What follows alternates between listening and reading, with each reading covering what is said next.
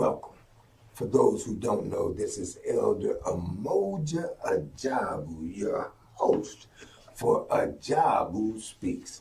This program serves a dual purpose because it's also the political education class for the Black Panther movement. That means I am your professor. And one thing that you got to know about your professor, and I always like to say this so that we understand from the point of departure that this lecture is coming from, your professor is a Pan-African. That means that he defines himself not by where he was born, not where he was born in the U.S., but from where he's from here on the African continent. You got to understand one thing, two things, maybe three things about your professor. He is unbossed, and unafraid of the truth, the whole truth, and nothing but the butt naked truth. I want to revisit the video that I shared with y'all last week. Because there's more that needs to be said about that. There's some more lessons that can come from that. And and I found out my guy's name. What's his name? Benson? What's his name? Help me. Rotundo Benson Matayari. He's from Zimbabwe, and he's got an organization there that he's the president of. Now, many of you... But he's speaking, that's right, yeah, let me speak. Go on and set that up, let him speak. Now, many of you have seen this image, but not many of you grasp its importance for building a united Africa, but also the lesson that we need to depart from the old tribalist sellouts who serve imperialism in order for us to build a united Africa. So what was happening here is ADDI, Africa Diaspora Development Institute, formed by Dr. Arikana Chihombori, met in Burkina Faso for a conference.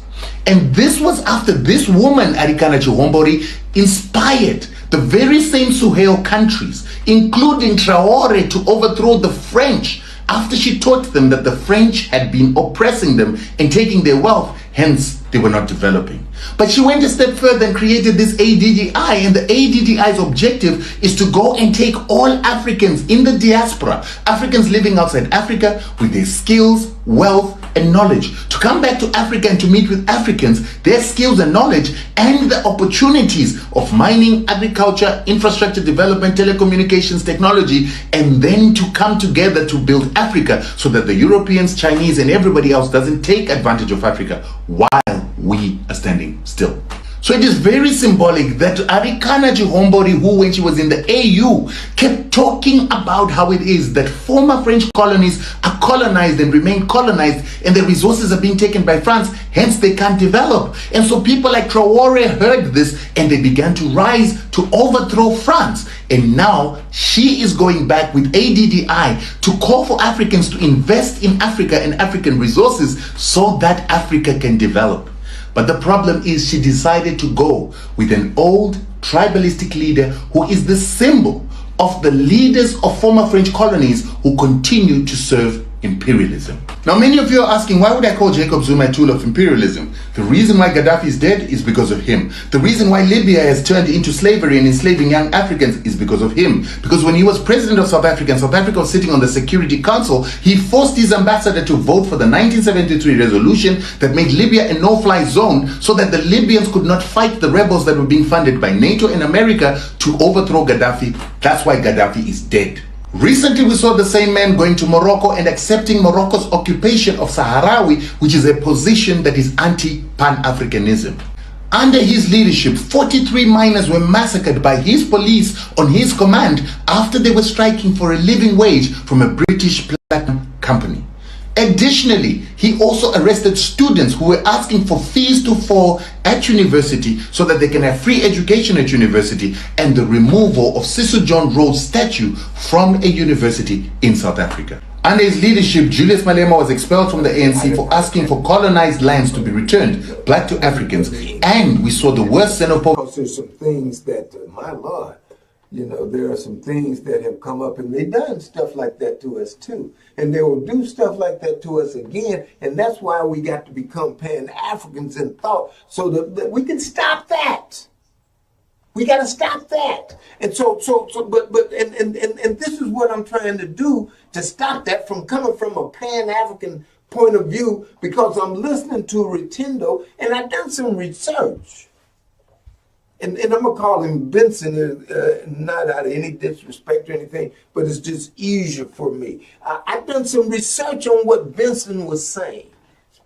And the research yields that there is nowhere that I could find that was public. Now, maybe he might have been privy to some private conversations, to whereas that sister, her excellency,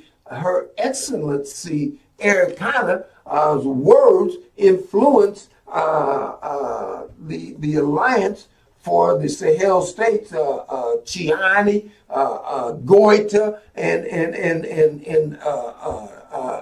Ibrahim Traore. I couldn't find any information that said her words influenced my brothers to take over and form the Sahel Alliance. Now, that doesn't mean that it doesn't exist, but I couldn't find it. And when you say things like that, well, you ought to give you a reference so people can understand. Because it looks like that you're trying to build sister up and make her words be powerful, and they are. But they ought to be accurate. See now. I don't want to call you a lie. And I'm not going to call you a lie. But I am going to say a lie has its place. There is a time to lie. If you are engaging your enemy and your enemy is trying to find out where you are so that he can neutralize what you're trying to do. If you are close to him, then you want to lie to your enemy and be done compromise his communication to say, I'm far away. Because you don't want him to know where you are, because you're getting ready to take it to him. If you are far away, then you want to wage a psychological war on, say, man, shoot, I'm getting ready to roll up in that. There is a place for a lie. There is a place that we ought to lie, but not to each other. We've got to tell each other the truth, the whole truth, and nothing but the naked truth. And we don't need to embellish that. But even with saying that, you're raising the point that because of Zuma's record, and I've done some research, because of Zuma's record, you don't think that Ibrahim Traore should have been meeting with him. Or in that video, you saying that's the reason why he didn't meet with him. But we do know, as was shared with you last week, Zuma did meet with Traore, and I believe that Traore was trying to send us a message. He knows what he's doing. He our president. I mean, there is a president of this place where I was born, but I don't mess with him. Not that. He is the president of the United States, and he's trying to take all of that. He wants to be king. He wants to get all of that. And he's got troops here in the Caribbean trying to make that happen. But and if I get time, I'll go into that. But the person that I'm talking about is our president, my president, Ibrahim Traore. And you can't mention him without mentioning the two other brothers in Mali and Niger, Brother Goita and Brother Chiani, because they have come together to perform an alliance and to set the example that look, we Pan-Africans. We won. There might be three of us, but we won. You touch one of us, you done touched all three of us. And to be the seed to where it's that Pan-African mentality permeates itself, becomes contagious on the African continent and in the diaspora. And I'm telling you, when President Traore, was meeting with Jacob Zuma, he was sending a message. And he was sending the message that it's all right to meet with Zuma because he's with us. Now, see, I ain't trying to tell you what to think, but I am pushing you on how to think. And Malcolm told us that if you want to know what's going on now, history is most qualified to justify all research. If you want to know what is being done, what is going on, look at what has been done. And if you explore Jacob's record, even though he might have done some things when he was president, but I look at what's being done now with Ramaphosa and he's president.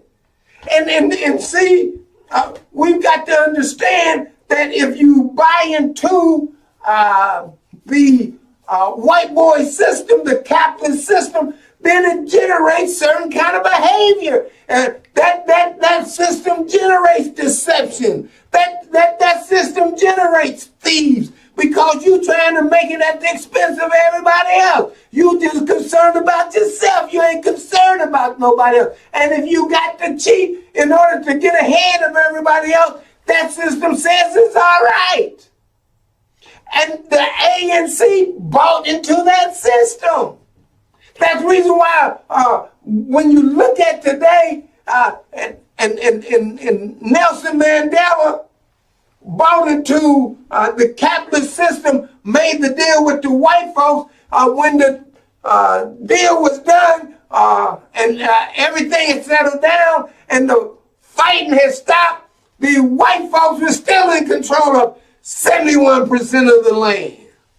And you see Ramaphosa, what kind of deal is that? But you see, that ain't the art of the deal. Duck, I know you would have something to say like that. That wasn't a good deal. But that was the deal that was cut. And now you see Ramaphosa. Here he is, looking. But you see Ramaphosa taking part of that system and acting like Duck. And he done, and it's hard to believe. I wish we had the write-up, but let me paint the picture. He has the formed the government with the very people that was oppressing us. And when he talks about how he wants to run the country, he wants to run the country to where it's that the land that those white folks stole, he wants the people, in order for it to be given back to the people, where it's that the people of South Africa, our people, the Africans are in control of our land, he wants to pay them people. He wants to pay them. You look at Zuma, and his position is, no, don't give him a dime. Get off the land. Why would we pay you for stolen property? You ought to be glad we don't kick you in your butt because you done stole the property. You better get out of here. That's Zuma. In MK's position, And I say that that is an appropriate position. And I'm saying that if he's taking that kind of position, Ibrahim Traore was sending a message that it's all right to meet with him because he with us. He is saying that the land of Africa should be controlled by the African people that are indigenous to us, you and me, and that the resources in that land, where am I? There it is. The resources in that land should be for the benefit of the people that come from that land. That's you and me. And Traore was sending the message, listen, that it's all right to meet with him. He with us. He the president. And I know he's young, 37 years old, but he's wise beyond his age. He's been thinking this way from the research that I have done for a long time. He comes from a string of Pan-Africanist thought in Burkina Faso. His Sankara, Thomas Sankara, was in Burkina Faso also. And they tell me that he read Nkrumah. He listened and read Nkrumah. He probably listened to Nkrumah. Well, no, 37 now, no. But he read him and he studied him. And now he's implementing it.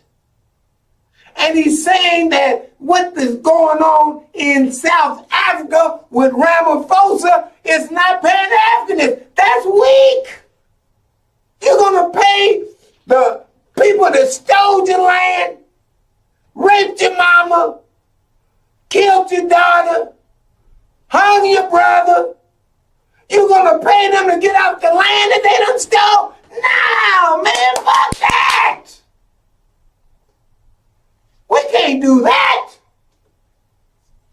And Traore, in my humble opinion, and looking at, and I'm not telling you what to think, but I'm looking at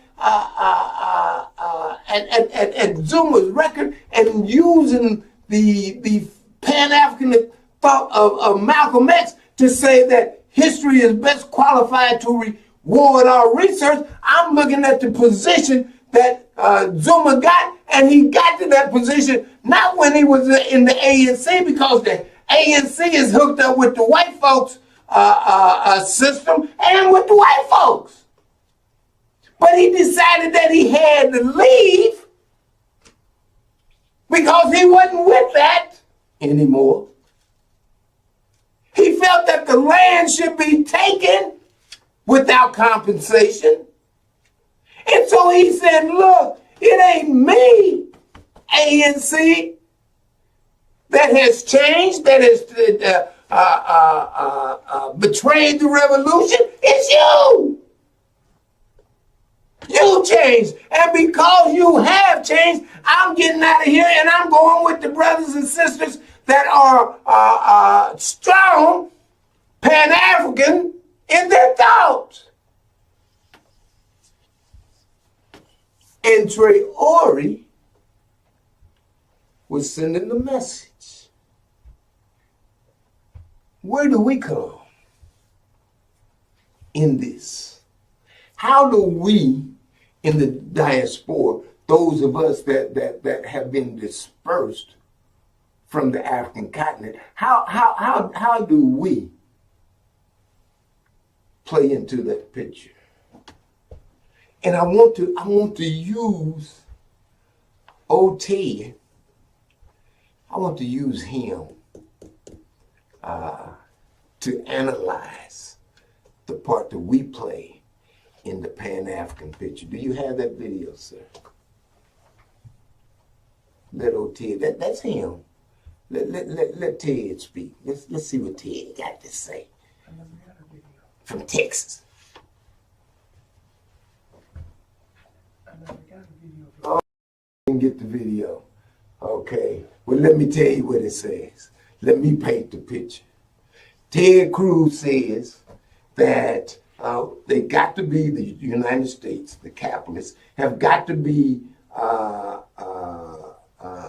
concerned about the influence that China is having over on the African continent. And because they are concerned about the resources on the African continent, they have made a deal with the Congo about the rare earth resources that's under the land. And he's saying that if we do not control those rare earth resources in the Congo, then we're not going to be able to run our society, and we'll be under the control of China. Now listen to that. He's saying if they don't get the resources, or they allow China to get the resources from the Congo, then China will be in a position to control America, outstrip America, be more influential than America, not be able to be controlled by America. Listen to that. That is telling us that if we control it, we control them both. The issue is, and where do we, in the African diaspora, in the diaspora, those of us, diaspora means dispersed. So those of us that have been dispersed from the African continent, most of us were dispersed by the slave trade and came here in South America and North America, definitely up here in the U.S. on its southern border. But that disbursement, it was brutal. And when we got here, like that brother that they burning up, that was early up in there, they done that to us. The question that I'm coming to is, what part do we play in that? Well, see, this is what you got to understand. The African in the world that has the most education, the most expertise, is concentrated in the U.S. We are the most educated African in the world, even on the, now there's educated Africans on the African continent and everywhere else, but when you talk about the bulk, when you talk about how many, the numbers are in the U.S. If we take that expertise, and we're going to talk about taking that expertise, and I'll share that with you, but we're take that expertise to the continent and control the resources in the continent. Not only do we control America, well, we get China too. We become the big boy on the block. So if we have the marriage of resources and expertise in a Pan-African thought, there's so much stuff, there's so much valuable stuff under this land that right now is supporting the world. When if we stop it supporting the world and make it start supporting us? Can you understand the lifestyle? No, you can't understand the lifestyle. And it wouldn't be just for one of us, it would be for all of us, because one of us is all of us.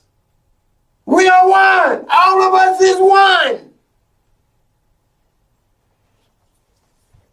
And so that's where we are. That's the battle that we're waging. We've got to.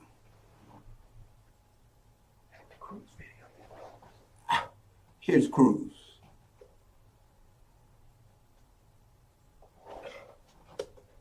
Well, There was Cruz, you know. But the whole situation is that we have got to come together. And if we don't, it's going to be ugly. And so Duck has placed ships out here in the Caribbean, right around here. He got the Gerald Ford, and I think Gerald is sitting here. But there's a strike group out here, and he's got 14,000 troops out here talking about that he wants to stop the fishing boats that he thinks got drugs coming from Venezuela. And he says that, shoot, look, while I'm here, I might go on and jump on Colombia too. But he is killing people. I mean, you get in a fishing boat, you go out into the Caribbean. He is such a coward. He got his planes falling over, shooting a boat with an outboard motor on it, talking about it's got drugs on it, and he's gunning it. He's a barbarian. He's barbaric. And instead of him saying, okay, you got all of this information that this boat is leaving, and looks like that it might have some drugs on it, well, use your boats, all those boats that you got out here in the Caribbean, stop them. Pull them over. Use your helicopter and tell them, look, if you don't pull over, look, I got something for you. Pull them over. Go on the boat. Look around and see if you find the drugs. If you find the drugs, then say, okay, we're not going to let that into the company. You got to go with us. Due process. But instead of him going through a process, he's just out there killing people. A barbarian. And he's setting up to do that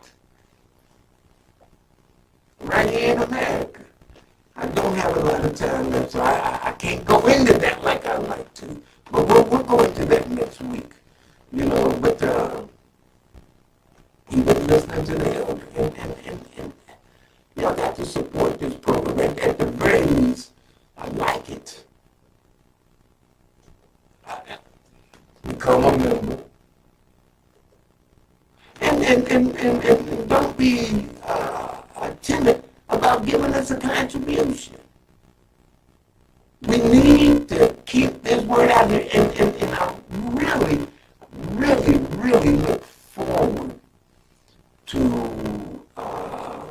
the independent network that our sister, Her Excellency, Eric kind of proposed to President Ibrahim Traore, and who said that he wants to make that happen because we have to tell our own story. Well, Ajabu speaks, and the political education for the Black Panther movement is doing just that.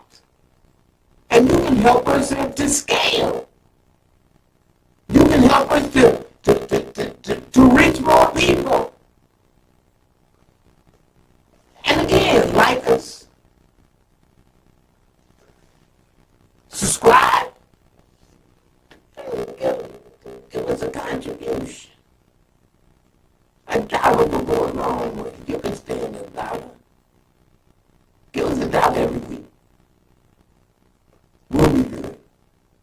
I'm bought, unbossed, and unafraid to tell the truth, the whole truth, and nothing but the blood naked truth. We've got to remember our heroes. Rodney Hinton in Cincinnati, Ohio. Jamil Adamin.